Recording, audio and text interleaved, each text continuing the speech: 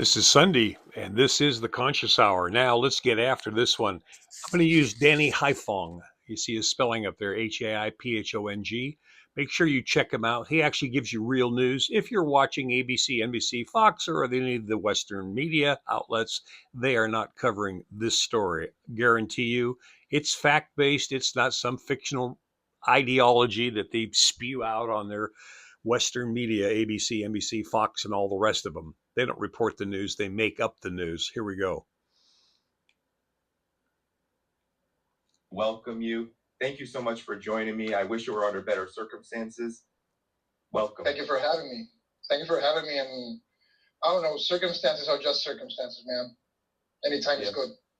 Yeah, well, this is certainly a struggle. This is certainly a topic that we have to cover because it is a really earth-shaking and important. He's a reporter from Venezuela. So I wanted to ask you, because there's a lot of contradictions right now swirling around following the kidnapping of Nicolas Maduro by the United States, by the Trump administration, the Army Delta Force. He's now in the MDC in Brooklyn being held. And in the aftermath of this, it appears that there are various narratives about the United States running the country, but it seems that the vice president of Venezuela, Delcy Rodriguez, who has been appointed now as the president of Venezuela, has a different idea and has hit back at this notion that Donald Trump is the ruler now of Venezuela. Here's what she had to say. I'll just read it because it is in Spanish. Here we go.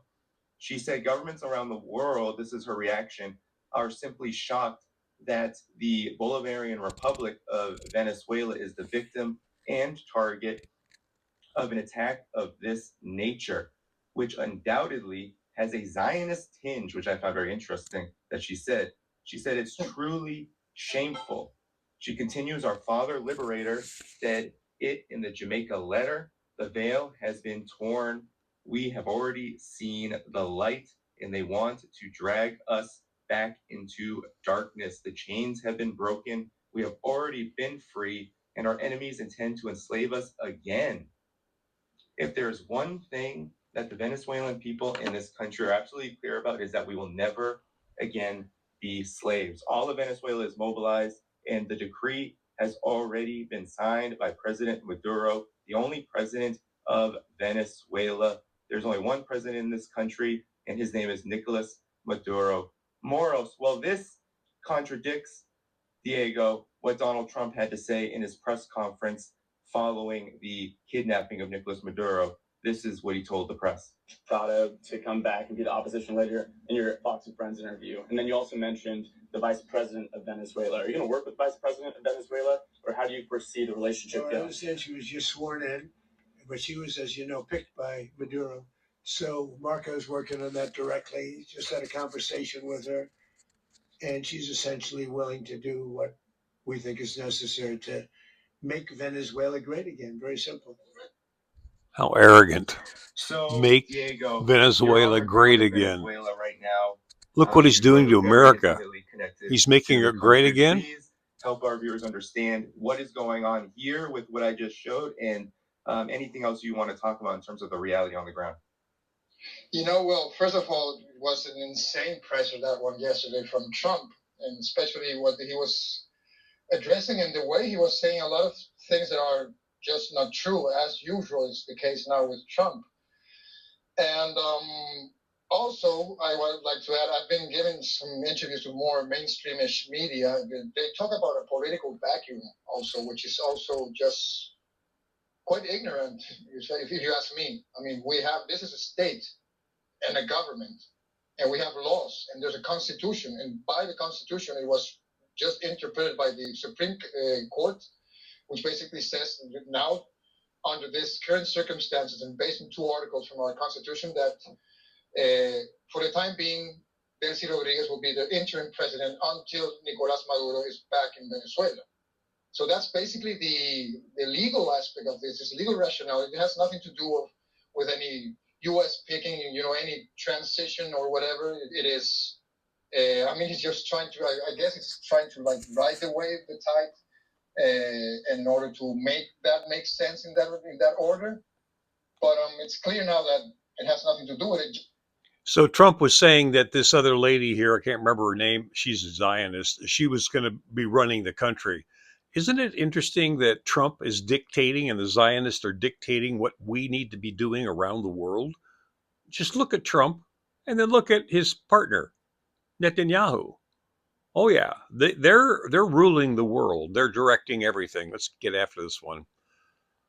Now, I think it was, I think like half an hour ago, he already threatened by our current president, Delcy Rodriguez, saying that if she doesn't comply, she's going to get even worse than Nicolas Maduro had. So that clearly showed that yesterday's presser was a BS. Now, talking about the mood in the country, the vibes in the country, and what's going on, I mean, I've been traveling quite extensively, especially yesterday. I had a long road ahead of me, which included small towns, by the way, rural small towns. And you can see the mood is the same anywhere, as in everything is calm. That's for one.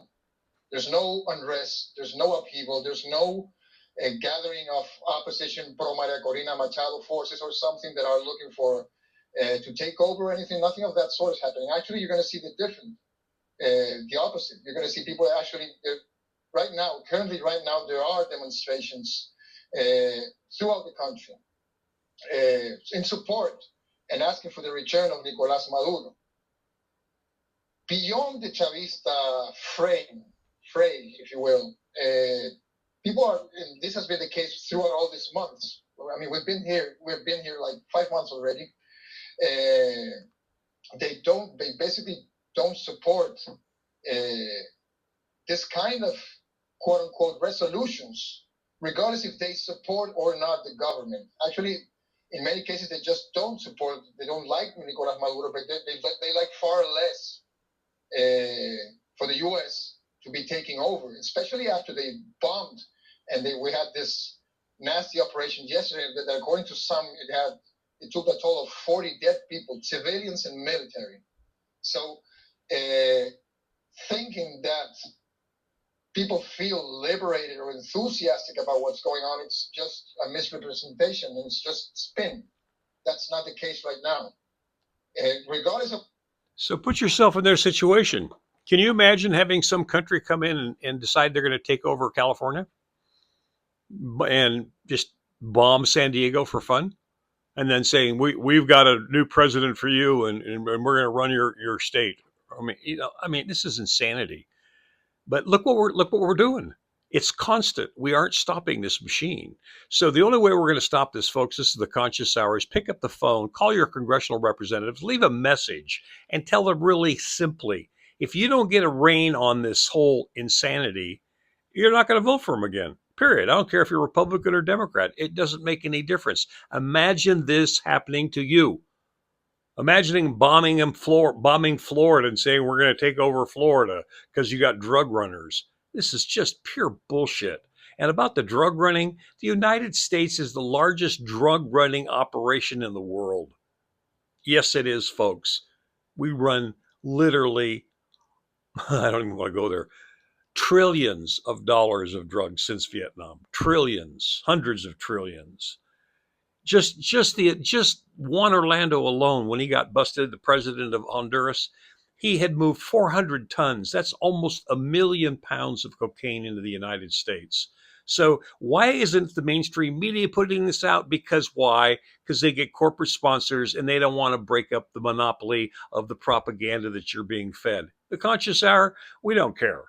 We want to look at the problem, figure out where the solution is, and then roll out the solution. Thanks for tuning in at the Conscious Hour. Please hit the like button.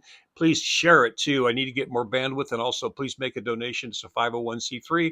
You can go to conscioushour.net at the website, or you can go to the Conscious Hour on the Facebook page and make a donation. Thanks so much. We're going to have a wonderful year. You know why? Because we're going to break through all of this BS and create a world that works together for everyone. Thanks for tuning into the Conscious Hour.